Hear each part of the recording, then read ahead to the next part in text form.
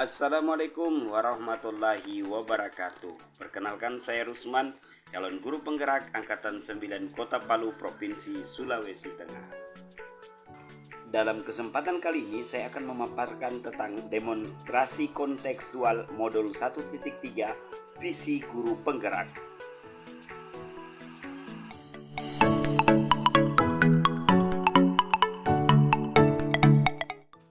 Untuk dapat merumuskan visi guru penggerak, dapat menggunakan pendekatan inquiry apresiatif. Pendekatan ini mengutamakan kolaborasi dan dialog antara peserta didik dan pendidik, sehingga diskusi, refleksi, dan pertukaran pandangan dapat menjadi bagian integral dari proses pembelajaran. Tujuannya adalah untuk memungkinkan peserta didik untuk mengembangkan keterampilan berpikir kritis, menggali nilai-nilai pribadi, dan mengembangkan pemahaman yang lebih mendalam tentang topik yang dipelajari.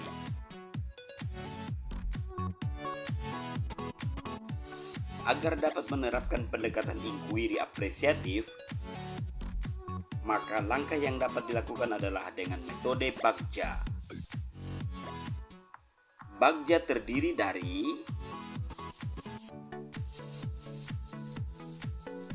buat pertanyaan utama, ambil pelajaran, gali mimpi, jabarkan rencana, dan atur eksekusi. Buat pertanyaan utama berisi pertanyaan-pertanyaan yang menentukan arah penelusuran. Ambil pelajaran, memandu bagaimana pengalaman positif dari individu, kelompok, atau komunitas lain yang akan dijadikan pembelajaran.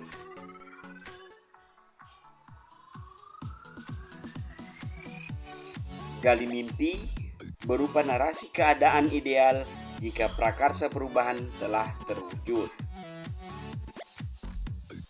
Selanjutnya, jabarkan rencana, yaitu mengidentifikasi tindakan-tindakan yang akan dilakukan. Dan yang terakhir, atur eksekusi, membantu transformasi rencana menjadi nyata.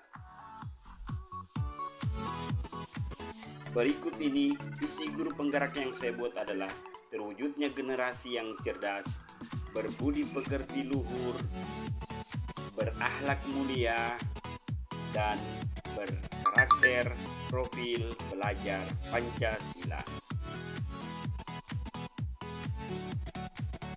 Untuk mewujudkan visi saya tersebut, maka prakarsa perubahan yang saya buat adalah meningkatkan kreativitas dan motivasi belajar peserta didik melalui pemanfaatan media teknologi.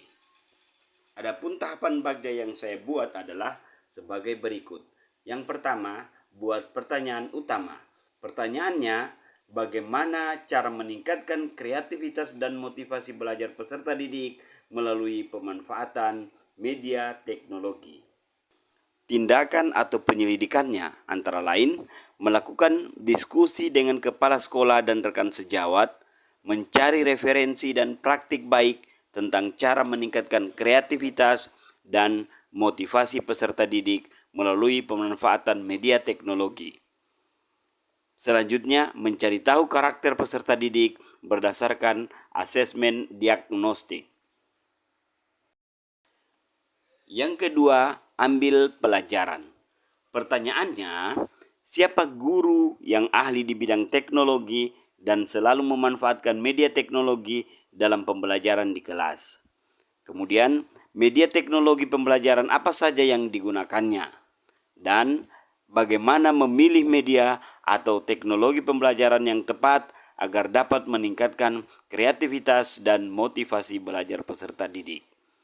Sedangkan tindakan atau penyelidikannya antara lain mencari referensi tentang tokoh, guru yang ahli di bidang teknologi. Kemudian mencari referensi berupa media atau teknologi pembelajaran yang sesuai dengan peningkatkan kreativitas dan motivasi belajar peserta didik. Yang ketiga, gali mimpi. Pertanyaannya yaitu, apakah pemanfaatan teknologi dalam pembelajaran dapat meningkatkan kreativitas dan motivasi belajar peserta didik? Kemudian, bagaimana agar pembelajaran berbasis teknologi dapat diterapkan pada rekan guru yang lain? Dan selanjutnya, apakah ada keterkaitan antara pemanfaatan teknologi dalam pembelajaran dengan dimensi profil belajar Pancasila?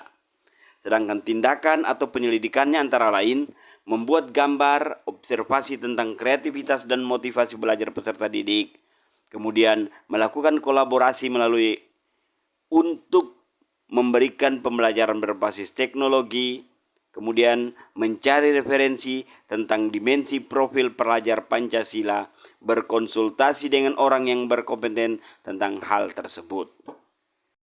Yang keempat, jabarkan rencana.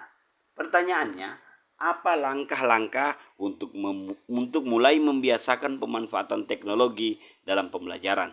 Kemudian, apakah media yang digunakan dalam pembelajaran berbasis teknologi? Kemudian selanjutnya, bagaimana usaha menjaga keberlanjutan pemanfaatan teknologi agar terus dapat dilaksanakan dalam pembelajaran di kelas?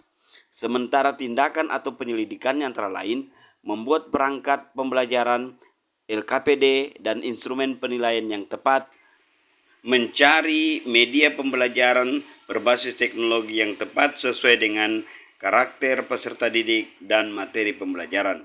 Dan yang terakhir, pemberian reward kepada peserta didik yang memiliki kreativitas dan motivasi belajar tinggi.